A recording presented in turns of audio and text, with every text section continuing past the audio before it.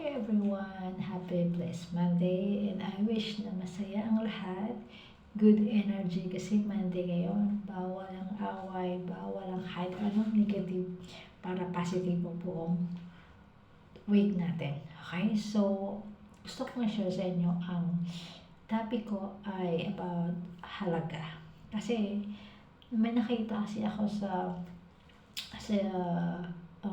video sa Facebook na isang pwede natin mapagkunan ng aral. Okay? Isa siyang kilalang model at napakaganda at napaka-sexy niya. Yung talagang abot na niya yung tuktok ng pangarap niya. Wala siyang problema sa pera, maganda siya, lahat. But at the end, sad to say, tumira na lang siya sa lansangan na halos wala na sa sarili niya. Okay, so ano yung point ko dito, guys? Kahit ikaw man yung nasa taas na, abot mo na lahat ng gusto mo, pero kulang ka sa disiplina, nadala ka sa emosyon mo, napapadala ka sa ibang tao, hanggang kinain ka ng emosyon mo, na out of control ka na sa mga bagay na dapat mong ayusin. Sa madaling salita, hindi mo pinahalagahan yung mga bagay na binibigay sa'yo ni God, pwedeng-pwede ka pa rin bumagsak. At lahat na meron ka, kahit maganda ka pa, kahit may pera ka pa, kahit anong meron ka, mawawala yan sa'yo. Okay? So, dapat matuto tayong pahalagahan kung anong meron tayo. Dahil hindi lahat ng pagkakataon, andyan yan para sa atin. Kung kahayaan natin na ibang tao ang magdadala sa buhay natin. Okay? So, kahit nasa baba ka man, pwede rin magbago ang buhay mo. Kasi kahit yung sa taas pwede nga bumagsak. Kahit nasa baba ka, pwede mo pa rin baguhin yung buhay mo patungo sa taas na gusto mong marating. Kailangan lang ng tamang disiplina.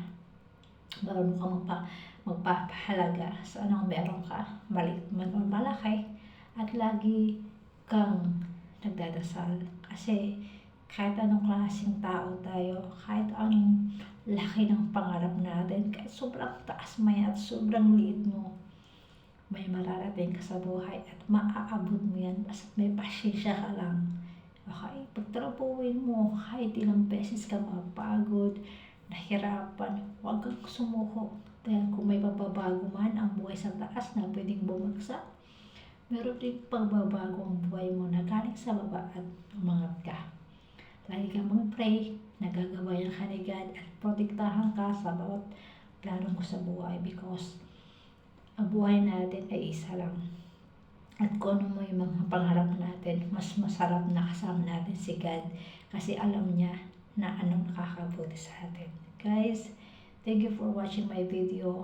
Kailangan matuto tayong halaga sa buhay natin. Pahalagaan natin yung mga taong minahal tayo kasi minsan lang yan. Pahalagaan natin yung oras kasi pag once ito lumipas at tayo'y tumanda na, hindi natin itong kayang ibalik. Pahalagaan ng pera kasi hindi lang nakakataon na may pera ka sa oras ng kawalan. Kahit sino, hindi ka matutulungan kundi ang sarili mo. Okay? So guys, nagsisimula akong mag-live stream and I hope na you can support me. Okay? Kasi ang goal ko dito, yung mga gifts na marireceive ko from my viewers at sa mga supporters ko, ibibigay ko din yan sa mga tao na nakikita ko na kailangan ng support natin. Mostly sa mga magulang na ulila sa mga anak. Kasi ako, ulila ako sa magulang at hindi ko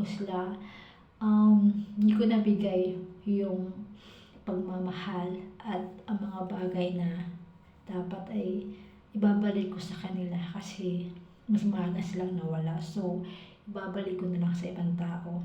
Okay, so that's my goal pag makauwi ako ng Pinas. Mag-iikot ako and God bless sa kahit saan.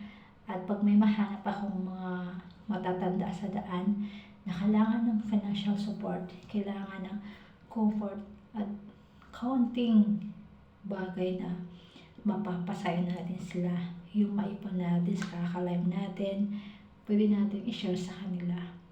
Yung konting support mo sa pag-share, sa pag-like, sa live ko, or depende sa'yo kung willing ka mag-share ng gifts. Lahat yan worth it para sa mga tao gusto natin pasiyahin at bigyan natin ng at iparamdam natin yung love na hindi pinagay sa kanila, pinagkait sa kanila. Tandaan natin, mas masayang buhay kung marunong tayo mag-share ng happiness, mag-share ng love at blessing na meron tayo. Okay, so lagi natin tatandaan, kailangan marunong tayo magpahalaga sa bawat blessing na meron tayo. So guys, thank you for watching me and see you in my life, guys. Okay? I wish na you can support me. At, bibigyan tayo ng more blessing para mas marami tayong matutulungan. Happy, blessed Monday, and I love you all, guys. Take care of yourself and God bless you. Bless us all.